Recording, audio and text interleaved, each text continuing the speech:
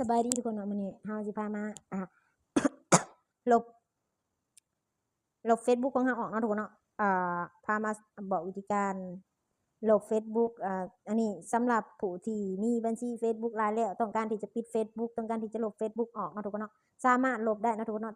แต่เฮาบ่ต้องเข้าไปใส่คือแบบว่าเฮาสามารถปิดได้นะสิว่าเนาะปิดบ่ให้โชว์ในสาธารณะในสาธารณะเนาะได้เนาะทุกคนเฮาสามารถปิดได้เด้อทุกคนเด้อเนาะก่อนอื่นหมดให้เฮาไปที่หน้า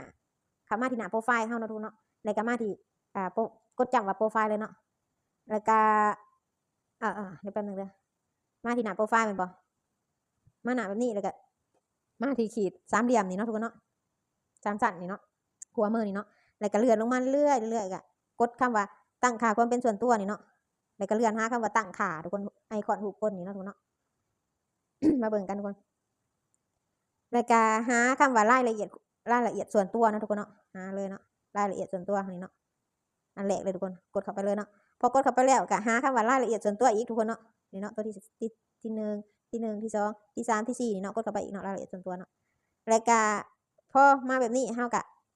กดตัวสุดท้ายเลยทุกคนเนาะการเป็นเจ้าของบัญชีหรือการขอบคุณบัญชีนี่เนาะจัดการข้อมูลปรับปรุงปรับเปลี่ยนผู้สืบทอดบัญชีปิ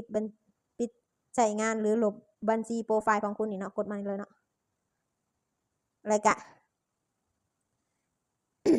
การเก็บไว้เป็นหนึ่งซ้อนเลือกว่าจะดำเนินการโปรไฟล์ Facebook ลักของคุณอย่างไรหลังจากเสียชีวิตอันนี้บ่เกี่ยวเนาะตัวนี้เอามาตั้งค่าอันนี้ก็ได้อันนี้สำหรับผู้ที่แบบว่าถ้าสมมติว่าตายแล้วคือสมมติว่าเฮาตายแล้ว Facebook เพิ่นสิปิดอัตโนมัติให้เฮาโลดนะก็สิว่ากันเนาะเฮาสามารถตั้งอันนี้ได้กันเนาะทุกคนเนาะ Facebook สิบ่โชว์ขึ้นเป็นสาธารณะ Facebook สิบ่ให้สามารถค้นหาเฮาได้นะก็สิว่ากันมาตั้งอันนี้เนาะอันนี้เฮาสิมาบอกวิธีการปิด Facebook เนาะทุกคนเนาะเฮายังบ่ตายเนาะทุกคนกับมาที่อันที่2เลยทุกคนเนาะนี่เนาะปิดการใช้งานหรือลบปิดใช้งานชั่วคราวหรือลบบัญชีและโปรไฟล์ของคุณโดยถาวรนี่เนาะกดเลยเนาะแล้วก็กดอีกทุกคนเนาะกดที่โปรไฟล์ของเฮาเนาะเฮาก็มาอ่านเบิ่งการปิดใช้งานหรือการลบบัญชี Facebook ของคุณหากคุณต้องการผลักการใช้งานคุณสามารถปิดใช้งานชั่วคราวหรือหาก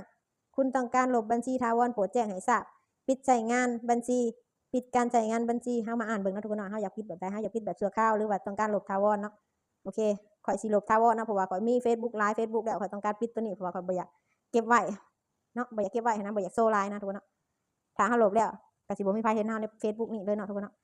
เฮาก็กดตัวนี้เฮาสิกดตัวนี้เนาะเพราะว่าเฮาต้องการลบบัญชีถาวรเนาะกดดำเนินการต่อเลยเนาะทุกคนเนาะ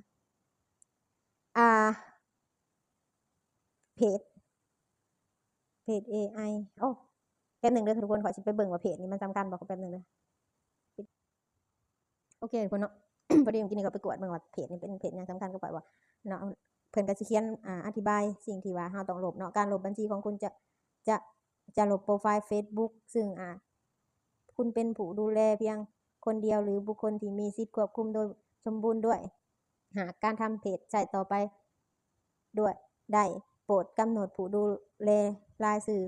หรือสิทธิการควบคุมสมบูรณ์แก่คนอื่นในการตั้งค่าเพจของคุณโอเคอันนี้เป็นโชว์ขึ้นมาว่าเฮาสิลบเพจตัวนี้พร้อมเนาะโอเคแบบว่าเฮาคะแนนว่าเฮาบ่ลบก็คือว่าเฮาออกจากเพจตัวนี้นะทุกคนสมมุติว่าเฮาดูแลอยู่ตัวนี้เฮาก็สิออกแต่เพจตัวนี้นะโอเคดำเนินการต่อนะทุกคนเนาะก็บอกเพิ่นว่าเฮาลบเพราะหยังเนาะฉันใช้ Facebook มากเกินไปฉันมีขอกังวลเกี่ยวกับความเป็นส่วนตัวฉันรู้สึกไม่ปลอดภัยฉันมีบัญชีถูกแฮ็กฉันคิดว่าบัญชีไม่มีประโยชน์อีกต่อไปฉันใช้กับ Facebook มากเกินไปฉันมีความกังวลเกี่ยวกับความเป็นส่วนตัวโอเคขอกดตัวนี้เนาะดำเนินการต่อเนาะก็ดำเนินการต่ออีกทุกคนเนาะโอเคเฮาก็ปิดใช้งานบัญชีหากคุณต้องการเก็บบัญชีไว้โปรดปิดใช้งานบัญชีหากคุณลบบัญชี Facebook ข้อความทั้งหมดจะถูกลบออกด้วยโอเคบันทึกโพสต์ครั้งของคุณ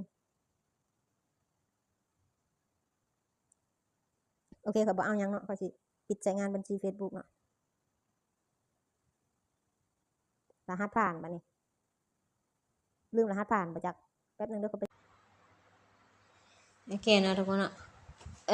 หลังจากที่เฮาใส่รหัสผ่านไปแล้วเรียบร้อยเนาะมันก็สิขึ้นเด้งขึ้นมาหน้านี้เนาะทุกคนเนาะเฮาก็ใส่ไปเลยเนาะว่าอ่านเบิ่งเนาะว่าเฮารู้สึกจั่งใดกับอีเมลนี่เฮาอยากปิดเฮาอยากปิดเฟซนี่เพราะหยังเฮารู้สึกจั่งใดกับเฟซนี่นะทุกคนเนาะโ โอเคเฮาก็อ่านเบิ่งทุกคนเนาะ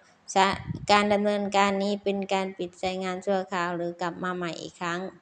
เจ้าสิปิดใช้งานชั่วคราวหรือแนวใดก็เจ้าก็กดตามนั้นเนาะเบิ่งขอยสิอ่านเบิ่งบัญชีของฉันถูกแฮ็กซึ่งไม่ปลอดภัย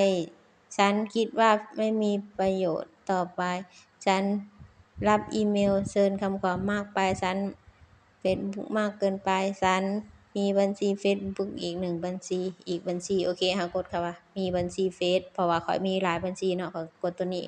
ทุกคนถ้าสำหรับทุกคนเนาะทุกคนก็ไปกดตัวใดก็ได้เนาะตามที่เจ้าของมีจุดประสงค์ใดก็กดตามนั้นเลยเนาะกดดำเนินการต่อเลยทุกคนเนาะพอกดดำเนินการต่อก็สิเด้งมาหน้านี้เนาะแล้วก็ยืนยันการปิดใช้งานบัญชีชั่วคราวนี่เนาะปิดบัญชีใช้งานของฉันโอเคดำเนินการต่อไปกดติ๊กตัวนี้เด้อทุกคนเนาะแล้วกดปิดใช้งานบัญชีของฉันกดไปเลยเนาะนี่เนาะก็รอให้เด้งขึ้นก็สิขึ้นคำว่าปิดใช้งานบัญชีของคุณแล้วเนาะก็สิออกหน้าใหม่เลยบัดนี้เนาะโอเคก็สิเป็นหน้าใหม่เลยบัดนี้ทุกคนเนาะเฮาก็และถ้าเฮาปิดแล้วเรียบร้อยทุกคนเฮาบ่ต้องเข้าไปอีกเด้อบ่ต้องเข้าไปที่บัญชีเก่าอีกบ่ต้องเอาอีเมลเก่าไปหลอกอีกเพราะว่าถ้าเฮาไปหลอกกับเปิดได้คือเก่าหั่นแหละทุกคนถ้าเฮาไปเปิดก็เปิดได้คือเก่าแต่ว่าข้อยสิปิดไว้ซื่อๆปิดบ่ให้มันโชว์สาธารณะว่าข้อยมีบัญชีหลายหยังประมาณข้อยอยากปิดนะทุกคนโอเคเนาะจังได๋ก็ตามเนาะฝากกดไลค์กดถ้าเป็นประโยชน์แก่ทุกคนก็ขอให้กดไลค์กด Subscribe กดติดตามให้เด้อสบายดี